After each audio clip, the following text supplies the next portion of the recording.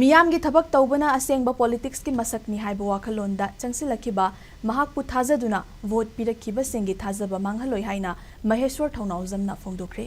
Ngarang haidokhiba Meekhal gi fall gi matangda RPI athawali gi mirep oikiba Maheshwar thounaojam na ngasi thadorakpa video release amada fongdokladuna handak pangthokhiba Meekhal adu Manipur gi khwaidagi maruoiba Meekhal ama oikiduna puwari da lehauragani. Meekhal aduda thengnakhibada mirep khudingmak Manipur kandaba yade haiba khongfam amaga loinana changsilakiba ngaktani.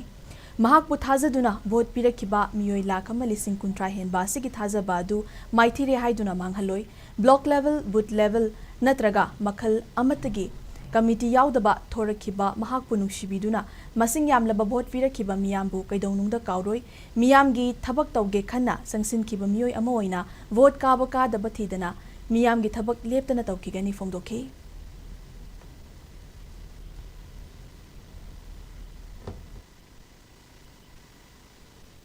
Maheshwar aigidi thabak tawgena changjarakpani thabak tawkhini tawsu tawri leptan tawgeni adu tawbagi journey sida tasengna haragadi mapandagi thong thinbana yaratre ai manungde changjage ko aduga changaga thabak to hena tawjage ko haibagi life ki journey amon thabak tawjage na changjabani ai thabak ki ni tasengna politics haibase aigidi my definition of politics is to do work adana aingwanda bot thadabirakiba meyam du soi thajaba mangan jaroi aduga thadaraktaba singsu ai nasana gyan tajai nanaw gyan tajai nanaw nayambana gyan tajai handaki haidi political gi khara maram leiba condition khara yadabagi meyam sudum leiramgani different opinions leiba meyam leiramgani ai respect tawjai ai hanadagi henna energy leina thong hangdok raga changba bangamdraga su khut amana thilamba do khut ani chang thilakani kaigino hai matamda ai thabak sude lepcharoi